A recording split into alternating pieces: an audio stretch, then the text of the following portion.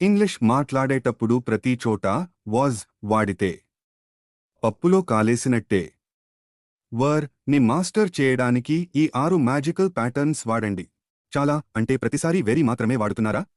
ఆగండి. వర్తో ఈ 3 quantifier expressions వాడితే మీ ఇంగ్లీష్ మరింత న్యాచురల్గా ఉంటుంది.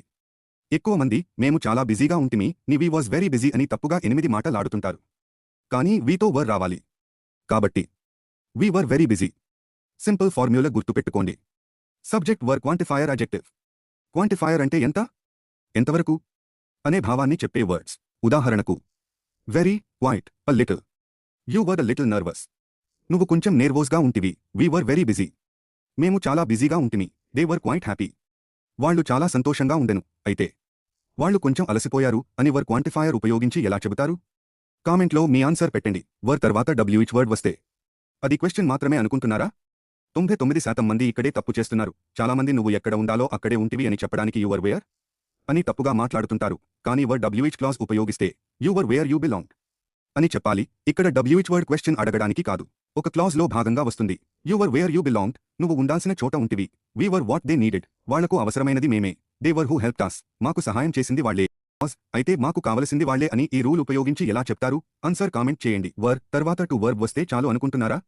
వెయిట్, రెడీ, ఏబుల్, లైక్లీ ముందు వస్తే మీనింగ్ పూర్తిగా మారిపోతుంది. చాలామంది నువ్వు వెళ్లడానికి సిద్ధంగా ఉన్నావు, నీ యు వర్ రెడీ లీవ్ అని తప్పుగా చెప్తారు.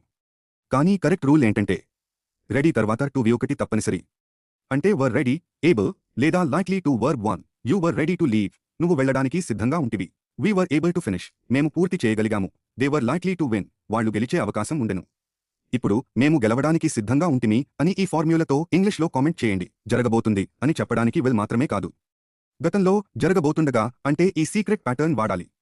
చాలామంది మేము బయలుదేరబోతున్నాం అని చెప్పడానికి వీ వర్ టు లీవ్ అని అంటారు. కానీ ఇంకాసేపట్లో జరగబోతుంది అనే మీనింగ్ వస్తే వర్ అబౌట్ టు వర్బ్ 1 వాడాలి. Were about to verb first form అంటే గతంలో ఏదైనా పని జరగబోతున్న దశలో ఉంది అని అర్థం. For example, you were about to sleep. నువ్వు నిద్రపోబోతున్నావు. We were about to leave. మేము బయలుదేరబోతున్నాం. They were about to start. వాళ్ళు ప్రారంభించబోతున్నారు. ఇప్పుడు మీ ఛాలెంజ్. వాళ్ళు బయలుదేరబోతున్నారు అనేది వర్ అబౌట్ టు ప్యాటర్న్ ఉపయోగించి ఇంగ్లీష్లో ఎలా చెబుతారు? కింద కామెంట్ చేయండి. చేయాల్సి ఉంది అని చెప్పడానికి మస్ట్ మాత్రమే వాడతారా? ఈ ఒక్క ప్యాటర్న్ తెలిస్తే మీ ఇంగ్లీష్ చాలా న్యాచురల్గా మారుతుంది. చాలామంది మీరు మీటింగ్కి హాజరు కావాల్సి ఉండేది అని చెప్పడానికి యూ మస్ట్ అటెండెడ్ అని తప్పుగా మాట్లాడుతుంటారు. కానీ చేయాల్సి ఉండేది అనే ఎక్స్పెక్టెడ్ డ్యూటీ లేదా ప్లాన్ కోసం వర్ సపోజ్డ్ టు వర్బ్ 1 వాడాలి.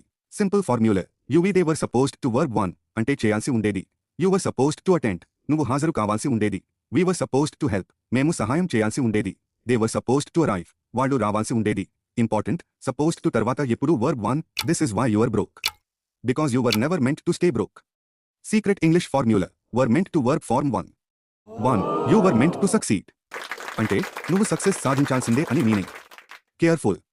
మెంట్ టు తర్వాత వర్బ్ ఫార్మ్ 1 ఒకటి మాత్రమే. 2. We were meant to lead అంటే మనం లీడ్ చేయడానికి ఉద్దేశించబడ్డాం. 3. They were meant to teach అంటే వాళ్ళు టీచ్ చేయాల్సిన వాళ్ళు.